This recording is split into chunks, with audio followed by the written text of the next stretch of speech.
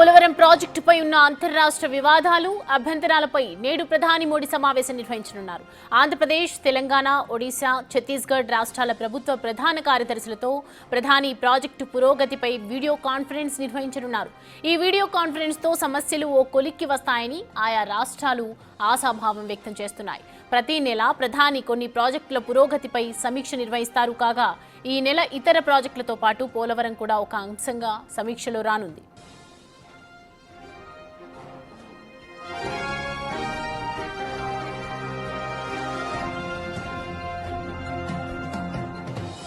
ఈ అంశానికి సంబంధించి పూర్తి డీటెయిల్స్ మా ప్రతినిధి శివ అందిస్తారు.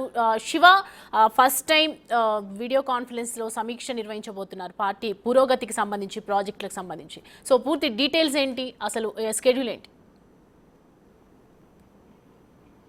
మొత్తం మీద చూసుకుంటే ప్రధానమంత్రి నరేంద్ర మోడీ మూడోసారి ప్రధానమంత్రి అయిన తర్వాత దేశంలో ఉన్న ప్రధానమైన ప్రాజెక్టులు ఏ ప్రాజెక్టులు అయితే కేంద్ర ప్రభుత్వం టేక్అవుట్ చేసుకొని నిర్మాణ పనులు చేపడుతోందో ఆ ప్రాజెక్టులను కూడా ప్రధానమంత్రి నరేంద్ర మోడీ బాధ్యతగా తీసుకొని ఒక్కొక్క నెలలో కొన్ని ప్రాజెక్టులను ఎంపిక చేసుకుని ఆయా రాష్ట్రాలకు సంబంధించి అధికారులతో, ముఖ్యమంత్రులతో, సీఎస్లతో, నీటిపారుదల అధికారులతో, అలాగే ఆ ప్రాజెక్టుకి సంబంధించిన నిర్మాణానికి సంబంధించిన కాంట్రాక్ట్ సంస్థలతో కూడా వీడియో కాన్ఫరెన్స్ నిర్వహిస్తున్నారు. తాజాగా పోలవరం ప్రాజెక్టుకి సంబంధించి ఈ నెలలో సమీక్షా సమావేశం నిర్వహించాలని చెప్పి ప్రధానమంత్రి నరేంద్ర మోడీ నిర్ణయం తీసుకున్నారు. దానిలో భాగంగానే ఈరోజు మధ్యాహ్నం 2 గంటల సమయంలో కూడా పోలవరం ప్రాజెక్టుకి సంబంధించి 4 రాష్ట్రాలు ఆంధ్రప్రదేశ్, ఛత్తీస్గఢ్, ఒడిశా, తెలంగాణ ఈ 4 రాష్ట్రాలకు సంబంధించి కూడా ముందుగా ముఖ్యమంత్రుల సమావేశానికి హాజరు కావాలని చెప్పి ఆదేశాలు జారీ చేస్తే ఆ తర్వాత నీటిపారుదలకు సంబంధించిన ఈఎన్సీ చీఫ్ సెక్రటరీలు హాజరవ్వాలని చెప్పి నోట్ పెట్టారు.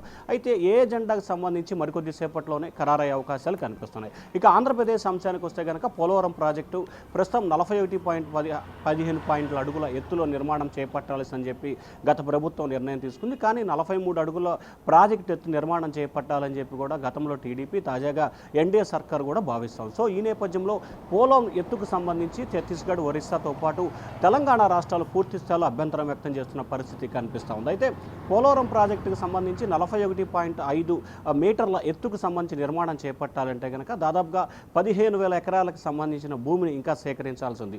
అలాగే ప్రాజెక్టుకు సంబంధించి ప్రస్తుతం 60.78%, దాదాపుగా 65% ప్రాజెక్టు పనులు, నిర్మాణ పనులు పూర్తయిన పరిస్థితి కనిపిస్తోంది. సో పోలవరం ప్రాజెక్టు ఇంకా పూర్తి అవటానికి సంబంధించి దాదాపుగా 55,000 ఎకరాలకు సంబంధించిన భూమిని ఇంకా సమీకరించాల్సిన పరిస్థితి ఏర్పడింది. సో ఇప్పటికే పోలవరం ప్రాజెక్టు నిర్వాసితులకు సంబంధించి కానీ R&R ప్యాకేజ్ ఇవ్వడంలో పూర్తి స్థాయిలో జాప్యం జరిగింది.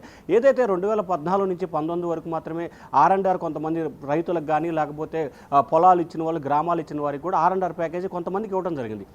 కానీ 2019 నుంచి 24 వరకు మాత్రం పోలవరం ప్రాజెక్టుకి సంబంధించి ఏ విధమైన ప్రణాళికలు కానీ లేకపోతే నిధులు కేటాయింపు కానీ లేకపోతే R&R ప్యాకేజీ కింద లబ్ధి చేకూర్చిన పరిస్థితి కనిపించలేదు. సో ఈ నేపథ్యంలో తిరిగి కూటమి ప్రభుత్వం అధికారంలో వచ్చిన తర్వాత 24 నుంచి ఈ ప్రాజెక్టు పనులను శరవేగంగా ప్రారంభించేందుకు ప్రణాళికలు రచిస్తుంది. ముఖ్యమంత్రి చంద్రబాబు నిరంతరం పోలవరం ప్రాజెక్టుపై ఫోకస్ పెట్టడం, ఇప్పటికే అనేక సందర్భాల్లో కేంద్రానికి సంబంధించి సంప్రదింపులు జరపడం, నీటిపారుదల శాఖ మంత్రితో, ప్రధానమంత్రితో, హోంమంత్రి అమిత్ షాతో కూడా సమావేశం నిర్వహించారు. 2027 చివరి నాటికి పోలవరం ప్రాజెక్టుని పూర్తి చేయాలనేది ఆంధ్రప్రదేశ్ ప్రభుత్వం లక్ష్యంగా కనిపిస్తోంది. సో దానికి తగ్గట్లుగానే పూర్తి స్థాయిలో ఏర్పాట్లు చేయాలని చెప్పి అనేక సందర్భాల్లో సీఎం చంద్రబాబు కేంద్రాన్ని కోరారు. వాస్తవానికి ఈ ప్రాజెక్టు కేంద్ర ప్రభుత్వమే నిర్మిస్తున్న నేపథ్యంలో పూర్తి స్థాయిలో ప్రాజెక్టు పూర్తి చేయాలనేది ప్రభుత్వ లక్ష్యంగా కనిపిస్తోంది. 2029 ఎన్నికలకు వెళ్ళే నాటికి 27లో పోలవరం ప్రాజెక్టు పూర్తి చేసి 28 మొదట్లో ఉగాది నాటికి పోలవరం ప్రాజెక్టుని జాతికి అంకితం చేయాలనేది కూటమి ప్రభుత్వ లక్ష్యంగా కనిపిస్తోంది.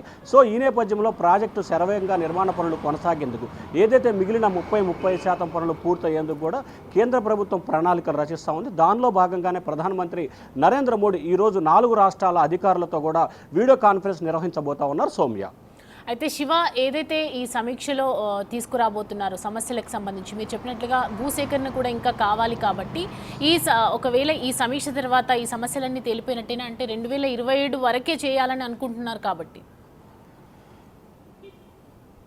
అంటే వాస్తవానికి పోలవరం ప్రాజెక్టు 2019కే మొదట్లో పూర్తి చేయాలని చెప్పి అప్పుడు టీడీపీ సర్కారు భావించింది. ఆ తర్వాత వైసీపీ సర్కారు వచ్చిన తర్వాత పూర్తి స్థాయిలో నిర్లక్ష్యానికి గురైంది. వాస్తవానికి టీడీపీ ప్రభుత్వ హయాంలోనే 66% పైగా పనులు పూర్తయిన పరిస్థితి కనిపించింది. ఆ తర్వాత వైసీపీ సర్కారు హయాంలో కేవలం 2 నుంచి 3% పనులు మాత్రమే పూర్తయినాయి. ప్రస్తుతం 68 నుంచి 70% వరకు పోలవరం ప్రాజెక్టులు పూర్తయిన నేపథ్యంలో వైసీపీ సర్కారులో 2022లో 2023లో ప్రాజెక్టు పూర్తి చేస్తామని చెప్పి అసెంబ్లీ సాక్షిగా అప్పటి నీటిపారుదల శాఖ మంత్రులు ప్రకటనలు అయితే చేశారు కానీ ఇద్దరు మంత్రులు నీటిపారుదలకు సంబంధించి మంత్రులు బాధ్యత తీసుకొని పదవి కోల్పోయి కొత్త వారైతే వచ్చారు కానీ ప్రాజెక్టుకు సంబంధించి ఏమాత్రం కూడా అభివృద్ధి కానీ లేకపోతే పనులు కానీ ముందుకు వెళ్ళిన పరిస్థితి కనిపించలేదు. సో ఈ నేపథ్యంలో కేంద్ర ప్రభుత్వం పోలవరం ప్రాజెక్టుని పూర్తి స్థాయిలో ప్రతిష్టాత్మకంగా తీసుకున్న నేపథ్యంలో దీన్ని శరవేగంగా పూర్తి చేయాలనేది కేంద్ర ప్రభుత్వ ఆలోచనగా కనిపిస్తోంది. సో దానిలో భాగంగానే తెలంగాణకు సంబంధించి కొన్ని అభ్యంతరాలు, ఛత్తీస్గఢ్కి సంబంధించి మరికొన్ని అభ్యంతరాలు, ఒరిస్సాకు సంబంధించి ఇంకొన్ని అభ్యంతరాలు ఉన్న నేపథ్యంలో ఆయా రాష్ట్రాలకు సంబంధించిన ఉన్న ఇబ్బందులు ఏంటి, దాన్ని పరిష్కరించడం కోసం కేంద్ర ప్రభుత్వం తీసుకోవాల్సిన బాధ్యత ఏంటి, చొరవ ఏంటి అనే అంశానికి సంబంధించి ఈరోజు 4 రాష్ట్రాల చీఫ్ సెక్రటరీలతో అలాగే ఈఎన్సీ అధికారులతో ప్రధానమంత్రి నరేంద్ర మోడీ వీడియో కాన్ఫరెన్స్ నిర్వహిస్తారు. కాబట్టి తద్వారా ఈ ప్రాజెక్టుకు సంబంధించి ఉన్న అడ్డంకులు తొలగించి 2027 చివరి నాటికి ప్రాజెక్టును పూర్తి చేయాలనేది కేంద్ర ప్రభుత్వ లక్ష్యంగా కనిపిస్తోంది. సో భారతదేశంలో ఉన్న రాష్ట్రాలే కాబట్టి ఏ సమస్యలకు సంబంధించి ఉన్నా కానీ వాటిని పరిష్కరించాలంటే కనుక కేంద్ర ప్రభుత్వానికి చాలా ఈజీ ఉన్న నేపథ్యంలో అంతర్రాష్ట్ర సమస్యలు కేంద్రం పరిష్కరిస్తుంది కాబట్టి రాష్ట్రంలో ఉన్న సమస్యలు రాష్ట్ర ప్రభుత్వం పరిష్కరిస్తుంది, పక్క రాష్ట్రాల్లో ఉన్న సమస్యలకు సంబంధించి కేంద్రం పరిష్కరించాలి కాబట్టి ఆ దిశగా కేంద్ర ప్రభుత్వం కూడా అడుగులు వేస్తూ ఉంది. Soumya. Right Shiva, thanks for the update. Right, ఇవాళ చూస్తున్నాం కదా, వీడియో కాన్ఫరెన్స్ నిర్వహించబోతున్నారు, ప్రధాని మోడీ సమావేశం నిర్వహించబోతున్నారు. ఇటు ఆంధ్రప్రదేశ్ అలాగే తెలంగాణ, ఒడిశా, ఛత్తీస్గఢ్ రాష్ట్రాల ప్రభుత్వ ప్రధాన కార్యదర్శులతో ప్రధాని ప్రాజెక్టు పురోగతిపై ఇవాళ వీడియో కాన్ఫరెన్స్ నిర్వహించనున్నారు. ఏ ప్రాజెక్టులకు సంబంధించి కూడా ఓవరాల్గా తెలుసుకునే అవకాశాలు అయితే కనిపిస్తున్నాయి. ఈ వీడియో కాన్ఫరెన్స్తో ఇంకా ప్రాజెక్టులు పనిలో ఉన్నటువంటి అభివృద్ధికి సంబంధించి తదితర అంశాల గురించి కూడా ఒక కొలికి వచ్చే అవకాశాలు కూడా కనిపిస్తూ ఉన్నాయి. ఈ అంశానికి సంబంధించి పూర్తి డీటెయిల్స్ మా ప్రతినిధి వాసు అందిస్తారు. వాసు, ఇవాళ నిర్వహించబోయే వీడియో కాన్ఫరెన్స్లో తెలంగాణ నుంచి కూడా ప్రభుత్వ ప్రధాన కార్యదర్శులు కూడా మొత్తం కూడా వీడియో కాన్ఫరెన్స్ అయితే జరగబోతోంది. సో డెవలప్మెంట్కి సంబంధించి ఏ విషయాలు కొలికి తీసుకొచ్చే అవకాశాలు కనిపిస్తున్నాయి?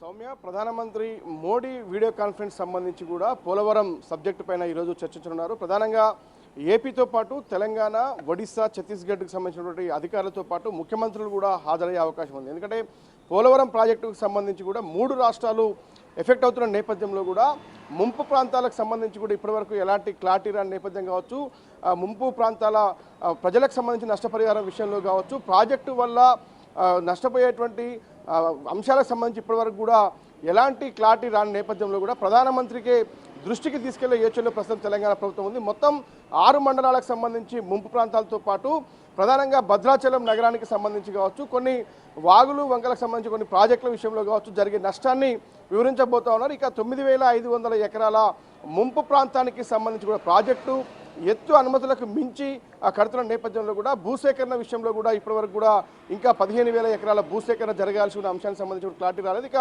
ఏదైతే ముంపు ప్రాంతాలకు సంబంధించి పూర్తి స్థాయిలో ఏపీ, తెలంగాణ రాష్ట్రాలు కలిసి సర్వే చేయాలని భావించాయి. లేదంటే సిడబ్ల్యూసీకి సంబంధించి కూడా సర్వే కోసం అనేక సార్లు అభ్యర్థించినప్పటికీ కూడా ఇప్పటివరకు ఎలాంటి నిర్ణయం తీసుకునే నేపథ్యంలో కూడా ఏకంగా నరేంద్ర మోడీకే వీళ్ళు తెలంగాణకు సంబంధించినటువంటి అధికారులు వీటిపైన క్లారిటీ కోసం కూడా వివరణ అడిగే అవకాశం కనిపిస్తుంది. ఇక ఛత్తీస్గఢ్, ఒరిస్సా రాష్ట్రాలకు సంబంధించి కూడా సేమ్ ముంపు ప్రాంతాలకు సంబంధించి కావచ్చు, మరోపక్క పోలవరం ప్రాజెక్టుతో వాళ్ళ రాష్ట్రాలకు వచ్చే నష్టానికి సంబంధించిన అంశాలపైన కూడా వాళ్ళు కూడా చర్చించే అవకాశం ఉంది. ఇక ముఖ్యమంత్రులు 4 కూడా హాజరవుతారా అంటే దానికి క్లారిటీ రావాల్సి ఉంది. కేవలం సిఎస్లు మాత్రమే ఇప్పటివరకు హాజరవుతున్నట్టుగా మనకు ఉన్నటువంటి సమాచారం. కానీ ముఖ్యమంత్రులు వర్చువల్గా హాజరయ్యే అవకాశం ఉంది. మరి తెలంగాణ ముఖ్యమంత్రికి సంబంధించి ఇంకా స్పష్టత రావాల్సింది. ఈరోజు సాయంత్రం ప్రారంభమైనటువంటి ప్రగతి సమావేశానికి సంబంధించి కూడా నరేంద్ర మోడీ 4 రాష్ట్రాల అధికారులతో కూడా కీలక సమావేశం నిర్వహించబోతున్నారు. పోలవరం ప్రాజెక్టు వల్ల ముంపు ప్రాంతాలతో పాటు ఇతర అంశాలకు సంబంధించి పూర్తిగా కూడా సమగ్రంగా చర్చించే అవకాశం ఉంది.